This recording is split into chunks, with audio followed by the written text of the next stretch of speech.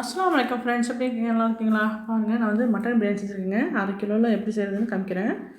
ரொம்ப ரொம்ப சூப்பராக வந்திருக்குங்க. கூட தால்ச்சா போட்டு சாப்பிட்டா ரொம்ப சூப்பராக இருக்குங்க. தால்ச்சா இல்லாமல் பிரியாணி செய்ய மாட்டேன். சில பேர் தால்ச்சா இல்லாமல் சாப்பிடுவாங்க. நான் கண்டிப்பாக பிரியாணி செஞ்சால் தால்ச்சா செஞ்சுருவேங்க. எப்படி ஒன்று ஒட்டாமல் இருக்குது பாருங்கள். பாசுமதி ரைஸ் செஞ்சுருக்கேன். வாங்க எப்படி செய்யலான்னு பார்க்கலாம். நான் அரை கிலோவில் இப்போ செய்கிறேங்க பிரியாணி. சட்டி வச்சுருக்கிறேன், நெய் போட்டுக்கிறேன். 50 கிராம் நெய் சேர்த்துக்கிறேன்.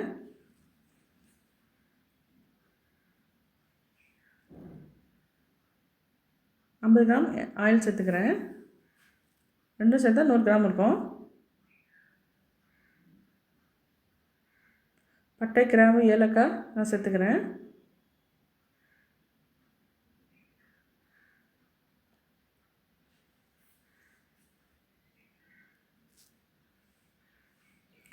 புதினா கழுவி சுத்தம் பண்ணி வச்சுருக்கேங்க. மல்லி வச்சுருக்கிறேன். பாந்தனி இலை வச்சுருக்கிறேன். கேரட் இருக்குது. பச்சை மிளகா வச்சுருக்கிறேன். முதல் வெங்காயம் வந்து 3 வெங்காயம் பல்லாரி வெங்காயங்க, பெரிய பெரிய சைஸ் உள்ளது. அது வெட்டி சின்ன சின்ன பீஸாக கட் பண்ணி அதை சேர்த்துக்கிறேன். நல்லா ப்ரௌன் கலரில் ஆகணுங்க. லைட் ப்ரௌன் கலருக்கு வரணும் வெங்காயம். சீக்கிரம் வதங்கணும்னா நம்ம உப்பு சேர்த்துக்கணும்.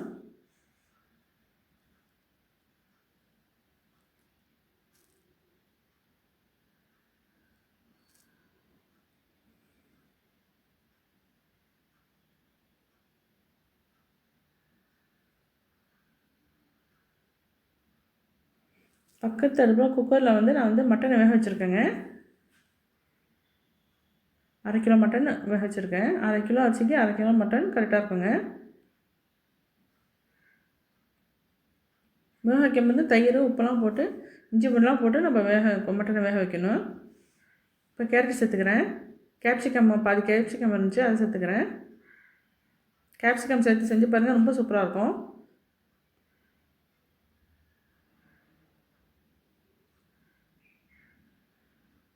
கேரட் வந்து நீல வாக்கில் கட் பண்ணி வச்சுக்கணும், கொஞ்சம் பெரிய பெரிய சைஸாக. இந்த கேரட்டு, வெங்காயம் எல்லாம் வதங்கிடுச்சுங்க. கேப்சிகம்லாம் எடுத்து வச்சுக்கிறேன். நான் தம் பண்ணும்போது நான் திருப்பி போடுவேன்.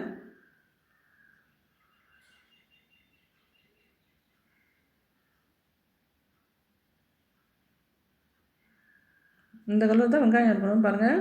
லைட் ப்ரௌன் கலருக்கு வருது பாருங்கள். அது வரைக்கும் நம்ம வதக்கிக்கிட்டே இருக்கணும்.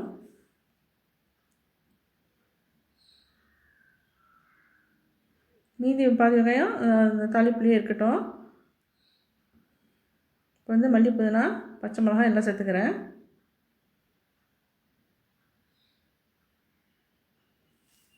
தக்காளி வந்து 3 தக்காளிங்க. 2 தக்காளி வந்து நான் வந்து வெட்டி வச்சுருக்கிறேன். ஒரு தக்காளியை நான் அரைச்சி வச்சுருக்கிறேன். இந்த மாதிரி செஞ்சு பாருங்கள், ரொம்ப சூப்பராக இருக்கும்.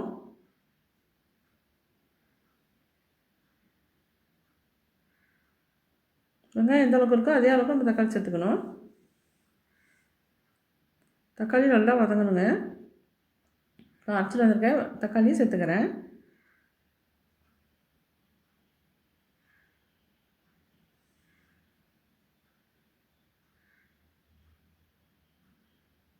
மசாலா சாமான் என்னென்னு பார்க்கலாம்.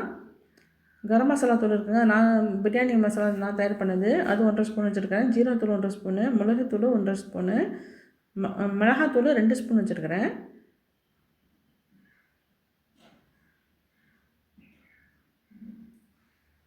இஞ்சி பூண்டு 3 மேஜக்கண்டி வச்சுருக்கேன், சேர்த்துக்கிறேன். இஞ்சி பூண்டு நல்லா மணம் வரைக்கும் நம்ம வதக்கிட்டே இருக்கணுங்க.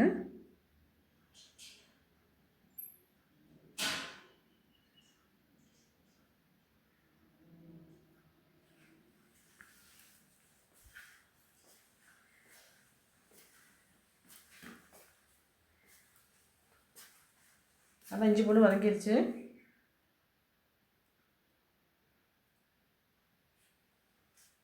இந்த சமயத்தில் வேக வச்சு எடுத்து வச்சுருக்கிறேன், ரெடியாக எடுத்து வச்சுருக்கோம்ல மட்டனை சேர்த்துக்கிறேன்.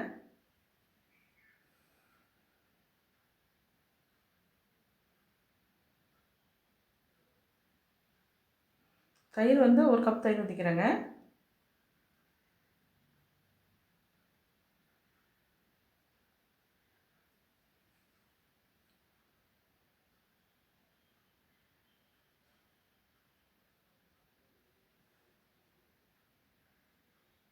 இப்போ இதில் கொஞ்சமாக நான் உப்பு சேர்த்துக்கிறேன். ஏற்கனவே நம்ம வந்து வெங்காயம் வதக்கக்குள்ள போட்டிருக்கோம்.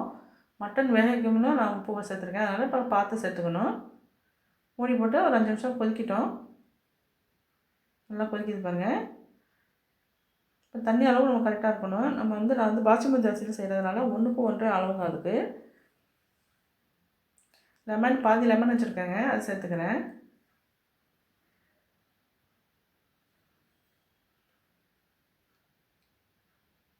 இது வந்து 1.5 கோலம் அரிசி சேர்த்துருக்கேங்க. அதனால் அந்த கிரேவியை நம்ம வந்து சேர்த்துக்கணும். தண்ணி அளக்கும்போது சேர்த்துக்கிட்டு மீதி வந்து நான் 1.5 கப்பு தண்ணி சேர்த்துக்கிறேன். மூடி போட்டு நல்லா கொதிக்க விட்டோம்.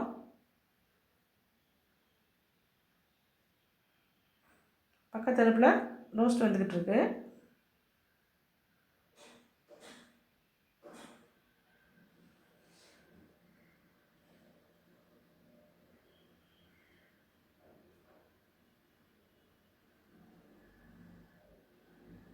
நல்லா வந்துடுச்சுங்க. இப்போ அரிசி கொதிக்குது, தண்ணி கொதிக்குது. இப்போ அரிசி சேர்க்க போகிறேன்.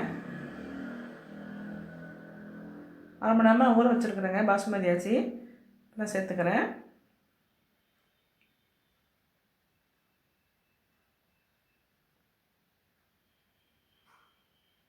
தண்ணி அளவு கரெக்டாக இருக்கணுங்க. கொஞ்சம் கூட போயிட்டால் பாசுமதி அரிசி நல்லா குழஞ்சி போயிடும், டேஸ்ட்டாக போயிடும். பாதாம் வந்து 5 பாதாம் அந்த முந்திரி வச்சுருக்குறேங்க, அரைச்சி வச்சுருக்கிறேன், அதை சேர்த்துக்கிறேன்.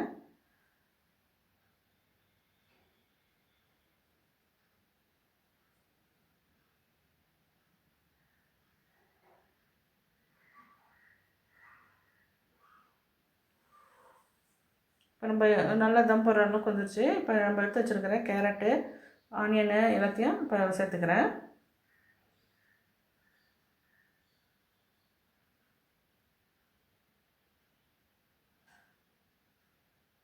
கொஞ்சமாக மல்லி புதினா போட்டுக்கிறேன்.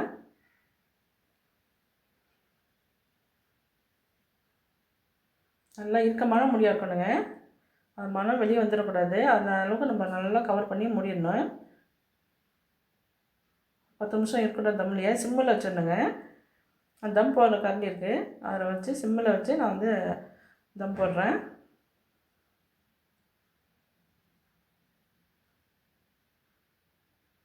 கோழி வந்துடுச்சு, ரோஸ்ட் வந்துடுச்சு, எடுத்துக்கிறேன்.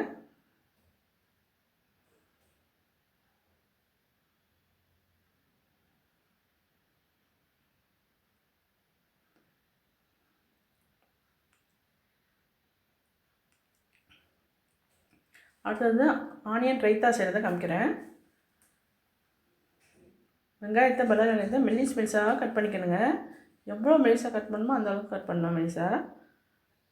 பிரியாணிக்கு வெட்டாமலாம் வெட்டக்கூடாது.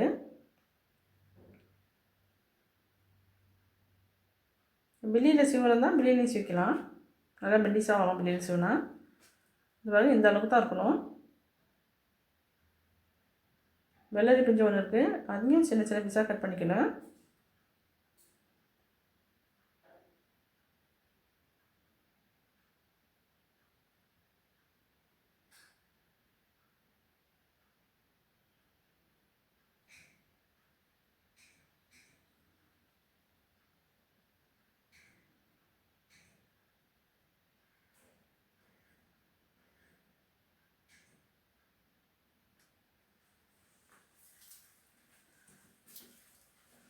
பச்சை மிளகாய் ஒன்று போட்டுக்கிறேன்.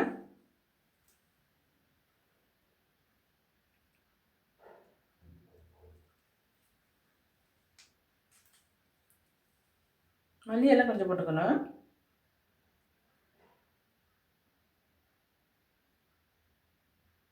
தயிர் வந்து கெட்டி தயிராக இருக்கணுங்க. அது 1/2 கப் வச்சுருக்கேன், அதை சேர்த்துக்கிறேன். கேரட் வந்து பாதி கேரட்டை மெலிசாக அதையும் கட் பண்ணி சேர்த்துக்கிறேன்.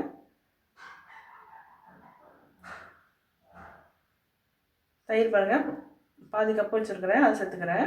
நல்லா கெட்டியாக இருக்கணும், இந்த மாதிரி இருக்கணும். தண்ணியாக இருந்தாலும் நல்லா இருக்காதுங்க. தேங்காய் வந்து 3 கீற்று அரைச்சி வச்சுருக்கேன், அதை சேர்த்துக்கிறேன். அது சேர்த்துக்கங்க, நல்லா டேஸ்ட்டாக இருக்கும். உப்பு தேவையான சேர்த்துக்கிறேன். எலுமிச்சம்பழம் பாதி எலுமிச்சம்பழம் இருக்குது, அதை புழிஞ்சு விடுறேன்.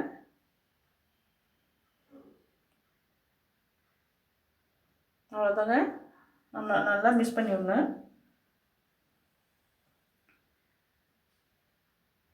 வெங்காய பச்சடி சூப்பராக ரெடி ஆகிடுச்சுங்க.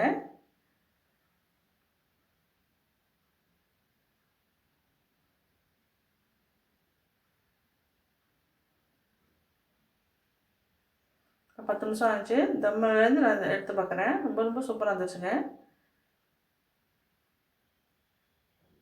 அப்படியே பரட்டி விடணும். பாருங்கள், குழையவே இல்லை பாருங்கள். ஒன்று ஒட்டாமல் இருக்குது பாருங்கள். இப்படி தான் இருக்கணும்.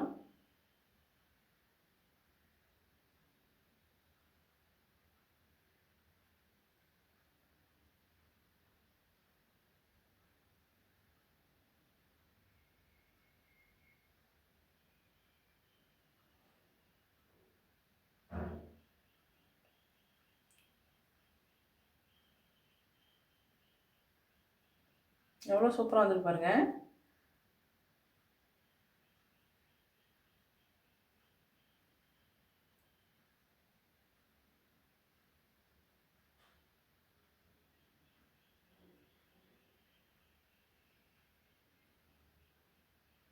கேரட்லாம் வந்து நம்ம தம் போடும்போது போட்டதுனால நல்லா முழுசாக இருக்குது.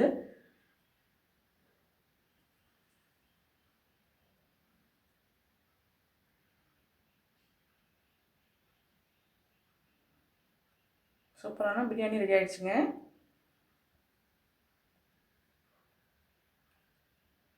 நம்ம செஞ்ச மட்டன் பிரியாணி சூப்பராக ரெடியாக இருக்குது.